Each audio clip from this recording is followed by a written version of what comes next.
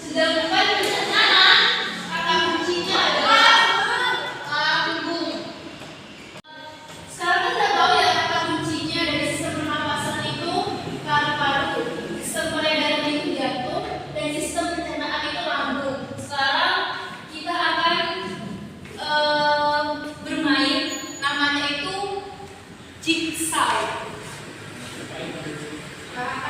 Jigsaw. Kalian kalau misalnya punya laptop ya pengolahannya kan pasti ada game-game puzzle gitu loh. Lah jigsaw itu sama juga kayak puzzle. Kita akan bermain jigsaw ini. Jadinya kalian ini ada berapa? 1, 2, 3, 4, 5, 6, 7, 8, 9, 10. Ada 10 orang. Kalian dibagi 3. Dibagi 3 kelompok. 1, 2, 3, oke.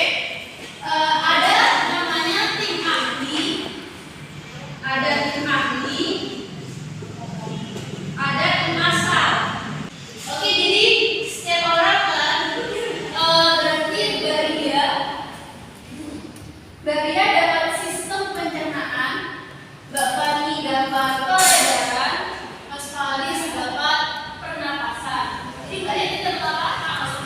Pencernaan, Mbak Fani peredaran, Mas Falis. Oke, lanjutnya adalah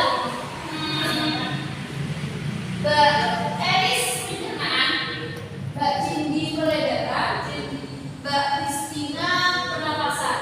Oke, Mbak Olive pencernaan, Jinjang peredaran, dan Mbak Rita pernapasan. Jadinya kalian tahu ya masalahnya. Sekarang yang pencernaan ke pencernaan, peredaran ke peredaran, pernapasan ke pernapasan. Silakan. Sudah fokus semua ke kelompoknya masing-masing. Sekarang setiap ahli cari cara menjaga sistem pencernaan khususnya lambung, cara menjaga sistem peredaran khususnya jantung, dan cara menjaga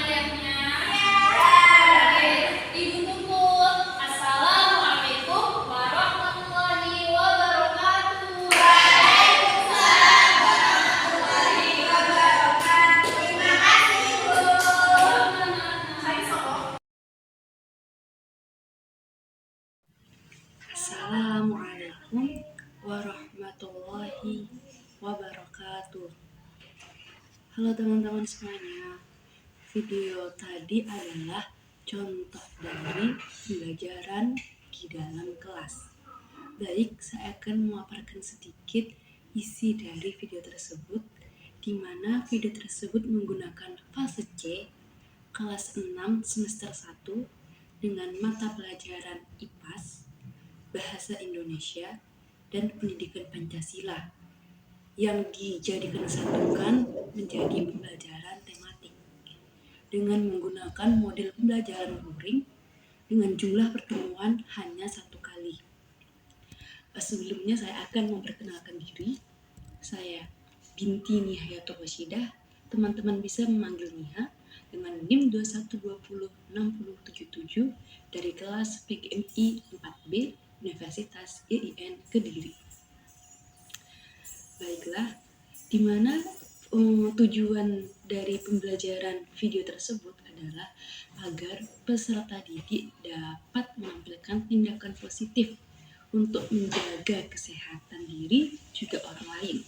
Dengan dimensi profil pelajar Pancasila yang digunakan adalah berkenal kritis, mandiri, dan gotong royong. Menggunakan pendekatan saintifik atau tematik dengan strategi pembelajaran kooperatif dan metode jigsaw. Saya akan menjelaskan tentang apa sih jigsaw itu.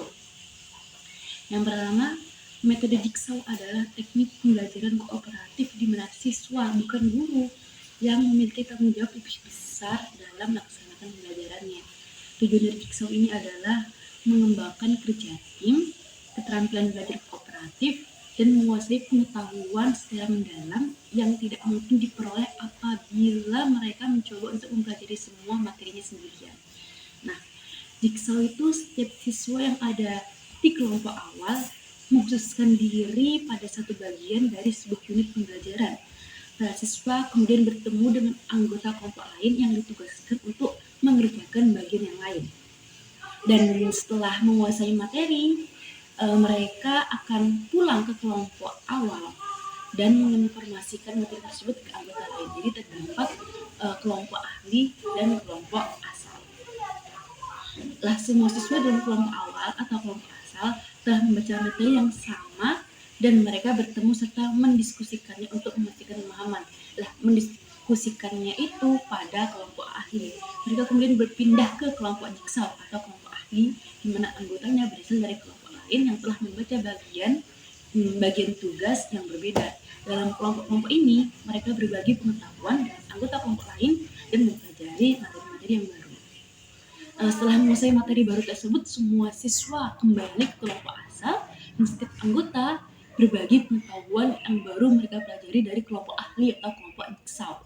Seperti dalam jigsaw puzzle atau teka-teki potongan gambar, ya kan, setiap potongan gambar itu dianalogikan dari setiap bagian pengetahuan adalah penting untuk penyelesaian dan pemahaman utuh dari hasil akhir.